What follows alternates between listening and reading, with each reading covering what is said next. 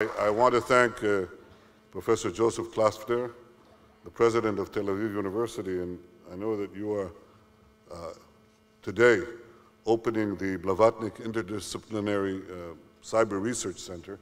It's a very important one, and I think it has implications for the field and for the state of Israel, and I congratulate you for doing that. I want to acknowledge my friend and my partner at arms, Major General Professor Yitzhak Ben Israel. I think he was one of the first to alert me, to draw my attention to the developing field of cyber. I acknowledge too Dr. Netanyahu, who is the head of the National Cyber Bureau, who's doing a very important work here to continue to transform Israel into a global cyber power, as well as acknowledging the presence here of retired General Keith Alexander, the former head of NSA. If you don't know what NSA is, it's America's A200 unit. Bigger. But these are the finest such units in the world. They require great minds, and I think great heart too. Secretary Gordon England, the former US Deputy Secretary of Defense, the researchers who are here, and members of the cyber industry and defense establishments in Israel and abroad, dear guests. Last month, the Strait of Israel faced the threat of Hamas rockets and tunnels and overcame it. Our enemies in these various terrorist organizations, Hamas, Islamic Jihad, as they fail in the military and the terror campaigns that they launch against us, continue to try to attack us through other ways, including in the field of cyber attacks. And that is an arena that is changing both here and elsewhere at an accelerating and dizzying pace. The attack by our enemies on Israel's civilian, and I stress civilian, internet infrastructure during the recent operation, these attacks were clearly meant to disrupt the daily lives of Israelis, to harm us, but those same attacks failed exactly in the same way as the terror campaign, as the terror attacks, the rockets and the tunnel attacks failed. There is a world of difference, however, in dealing with these attacks and dealing with rockets and tunnels. With rockets and tunnels, you know where they originate. You know who the enemy is. You know that virtually instantaneously. But in the cyber domain, there are no sirens, and there are no instantly discernible enemies. That's often the case. This is a space in which there isn't a here and a there. There isn't the side of Israel, the side of Gaza, and the attacks try to cross that line. In fact, it's a very broad domain which is very hard to define, where your space ends and somebody else's space, including the attackers, begins. So the attacks, in a sense, always come from within. Now, we identify those attacks and we stop them. But the fact that the cyber attacks did not affect Israel's daily routine or its economy, and they certainly did not affect the IDF's efforts, those facts are derived from the fact that we have the finest minds, literally the finest minds in Israel's security community and our cyber industry working to give us those defenses. There is an iron dome of cybersecurity that parallels the iron dome against the rockets. And this allowed us the operating space to continue fighting and, of course, to continue with the daily life of Israel. Now, a year ago at this conference, I described the threat developing in the cybersphere against Israel and the actions that our enemies, headed by Iran, are taking against us in that field. Now, we have witnessed now, in the recent operation, Hamas's efforts against us. We saw that throughout the operation. But I want to make clear that the party behind the cyber attacks against Israel is first and foremost Iran, including in the Hamas attacks. Iran supports all our enemies. Iran is the source of most of the attacks that are launched against Israel. And we are not their only targets in the cyber field. Iran and its proxies take advantage of the security and anonymity of cyberspace to attack many other countries around the world.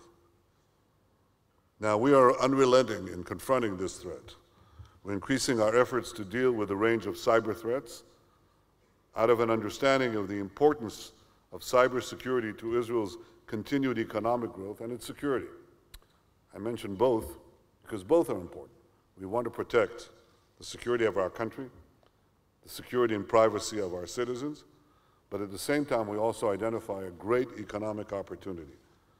We're currently advancing a number of dramatic actions that I think will transform the cyber field in Israel. This is a work in process for us and for our allies around the world, for every country. Cyber is moving very rapidly. It's changing very rapidly, and you have to decide with a certain amount of uncertainty how it is that you're going to tackle a field as complex and as ever-changing as cybersecurity.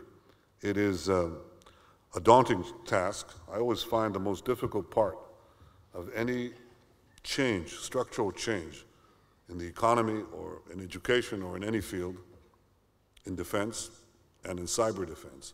I find the greatest challenge to be not the organizational challenge, not the forces that often clash, competing interests and so on.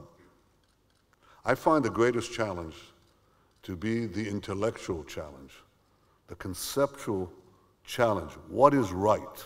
What is the best thing that we should do? Then you start to make all the adjustments for what is possible, what you can pay for, what is politically required, and so on. You make the adjustments. You trim off the edges of the main conception. But the most important thing in any reform is the conception of what is right, what is necessary. And in cyber, this is particularly difficult for the simple reason that nobody knows. Nobody truly knows.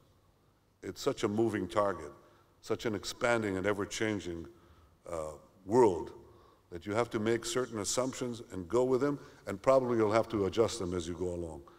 Whatever it is we do, we have to allow for changes as we go along, especially in this field. So we are going to make some strategic decisions, and we are making great investments in the goal of making a quantum leap forward in the governmental and the national response in the cybersphere. We are going to combine two important efforts. One, to transform the government into an exemplar for robust cyber defense in order to protect our digital assets and also to strengthen the trusts of millions of our citizens who enjoy government services. And second, we're going to standardize the cyber defense market in order to ensure that the entire Israeli economy will have professional people and services in the highest level. You do that in various fields where you need specialists. Government sets standards and some checks so that the various services that are given, it doesn't provide necessarily the services, but in all cases, but it makes sure that the standards are met to ensure that people are given what they deserve, and we intend to do this as well. Now, I think that the attacks that I've just mentioned, and many others that I haven't mentioned, I think provide additional evidence that the cybersphere is becoming increasingly a battlefield. Israel feels it from several directions. Principal one, I said, originates in Iran, but not only from Iran. So let me reiterate, we are bolstering our defenses, and we are committed to maintaining Israel's position as a global cyber power. And as such, we have to implement a policy which protects cyberspace as an open space and as the basis for global growth. I want to assure that Israel will always know how to use its unique strengths and knowledge to protect our country, and as far as we can, to protect the world's commitment to cyber growth, because I think that there is a tremendous responsibility that comes with power, always, but also a tremendous responsibility to assure the economic opportunities that are afforded by the growth of the internet economy, the internet world, the Internet of Things, the Internet of People. All of that creates tremendous opportunities for growth. And that growth, the increase of productivity for billions of people, instant communications, transfer of funds, the movement of ideas, the movement of capital, the movement of initiative, of enterprise, all of that is under risk by cyber attackers who have the capacity to inflict increasing damage, and the attacker always has the advantage, as you well know. And so we have to work at the same time as we integrate into this modern world, as we provide entrepreneurs for this modern world. We have to work at providing security for this great change. I believe that this is a tremendous engine of economic growth, because I don't think there's a person on earth who's not going to need cybersecurity. I don't think there's a nation on earth that is not going to need cybersecurity. Some of them violate that security left and right. But every country and every citizen of this planet will need cybersecurity. And this will be the century where cybersecurity will either be achieved or we will lose the tremendous opportunities that face humanity. I think long before the term cyber became known and commonplace, Israeli companies developed the first cyber technology, the first firewall, several of the first antivirus technologies. All these were developed here.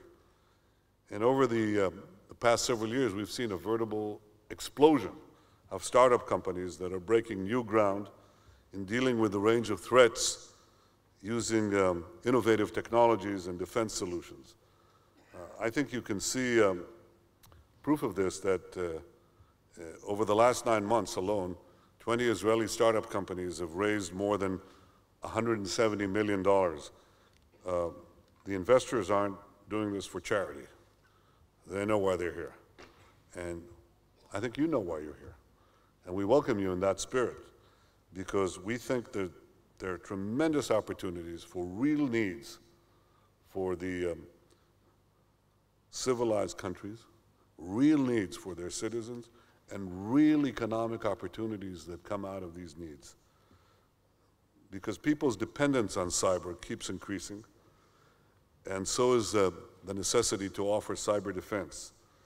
I don't think it's an exaggeration to say that cyber defense solutions will serve as the essential basis for human development and economic growth in this century. I think it's happening before our eyes, and everything that you see, these curves that seem to reach into the stratosphere, they're going to continue. They're not going to stop, providing we solve this problem, or at least control this problem, or mitigate it. And in light of these developments, 3 years ago, we determined this area to be a top priority in our nation's future, and we're building an Israeli cyber environment with an eye to the long term. Israel R&D will continue to be at the forefront of many years to come, thanks to the strategic investment in the industry by the government and the private sector, both in human resources and in academia. And this event, I think, marks a perfect example of this partnership.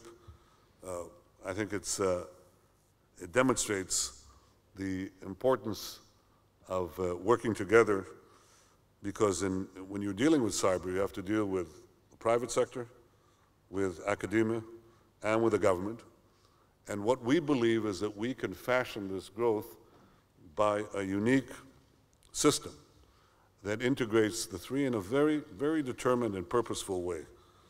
The research center, which is being launched here today as a joint initiative of the National Cyber Bureau and Tel Aviv University, under the leadership of Professor Yitzhak Ben Israel, and with an investment of tens of millions of shekels, I think it embodies the understanding of the unique interdisciplinary nature of the cyber field and the significance of the connection between people and computers, between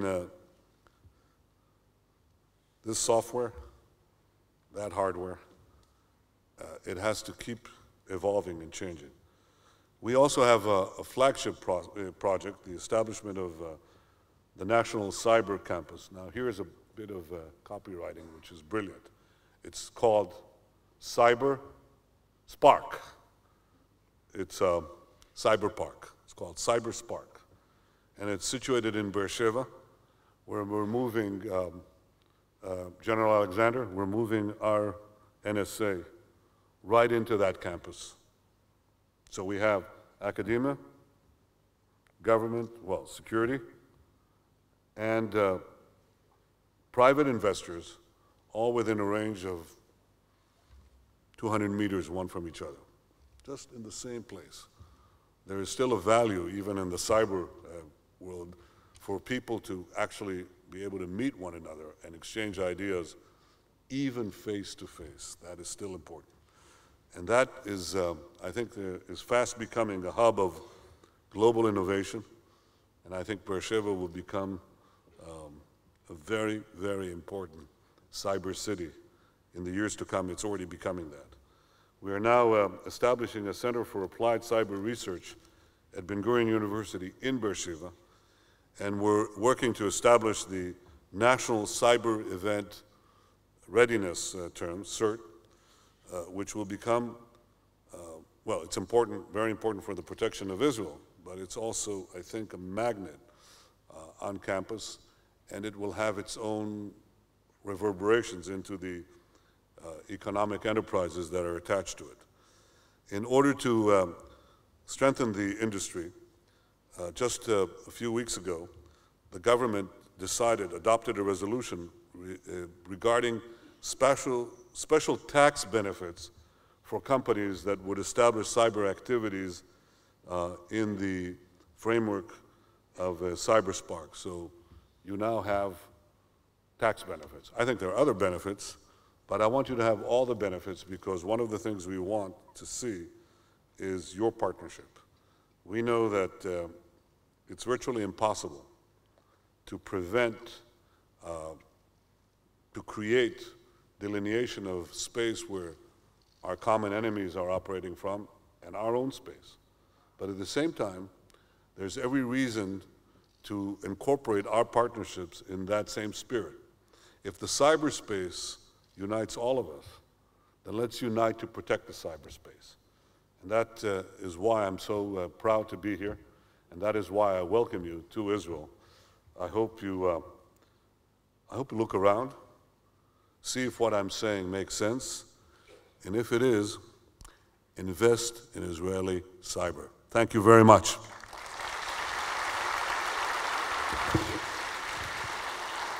Thank you.